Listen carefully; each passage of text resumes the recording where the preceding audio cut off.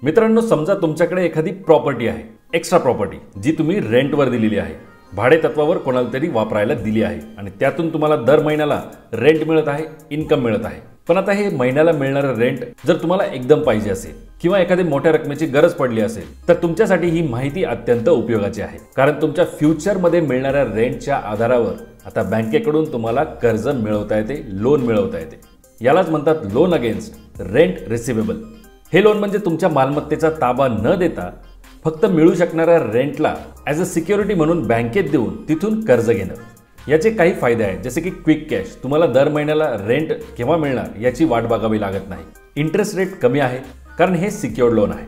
Flexible repayment असतो, तुमच्या रेंटच्या टेन्युअरनुसार, तुमचा भाडे करार किती कालावधीसाठी आहे त्यानुसार कर्जाचा सुद्धा टेन्युअर तुम्हाला मिळतो। तुमची मालमत्ता तुमच्याच नावावर राहते, फक्त रेंट हाच या कर्जाचा आधार असतो। हे लोन घेण्यासाठी तुमच्याकडे रजिस्टर्ड रेंट ॲग्रीमेंट असणे गरजेचे आहे। बँक टेनंटचं बॅकग्राऊंड, तुमच्या मालमत्तेची व्हॅल्यू आणि तुमचे काही KYC डॉक्युमेंट्स मागते। डॉक्युमेंट्समध्ये तुमच्या प्रॉपर्टीच्या मालकी हक्काचा पुरावा म्हणजे प्रॉपर्टीचे पेपर्स द्यावे लागतात। रजिस्टर्ड रेंट ॲग्रीमेंटची कॉपी लागेल, टेनंटचे डिटेल्स, तुमचा आधार कार्ड, पॅन कार्ड यासारखे डॉक्युमेंट्स द्यावे लागतील। प्रोसेस अगदी सिंपल आहे। तुम्हाला बँकेमध्ये ॲप्लिकेशन करायचं आहे। ॲप्लिकेशन केल्यानंतर सर्व काही बाबींचे बँक व्हेरिफिकेशन करेल आणि अप्रूव्हल मिळाल्यानंतर जी काही लमसम अमाऊंट असेल ती तुमच्या बँक खात्यामध्ये जमा करून दिली जाईल।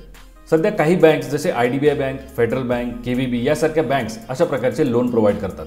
तुम्ही सुद्धा तुमच्या बँकेत जाऊन या लोनबद्दलची चौकशी करू शकतात आणि कर्जाची जी काही मर्यादा असेल ती प्रॉपर्टीची व्हॅल्युएशन आणि मिळणारे रेंट याच्या रकमेवर अवलंबून असतं। म्हणजे तुमचा मंथली रेंट जितका जास्त असेल तितकं जास्त कर्ज तुम्हाला यातून मिळू शकतं। तर लोन अगेन्स्ट रेंट रिसिवेबल म्हणजेच प्रॉपर्टी विकणे नाही, पण त्यातून तुम्हाला जर मोठी रक्कम पाहिजे असेल तर तुम्ही कर्ज मिळवू शकता।